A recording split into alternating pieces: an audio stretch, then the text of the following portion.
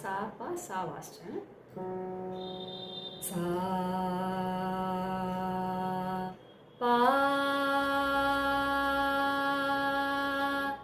சா பா சா.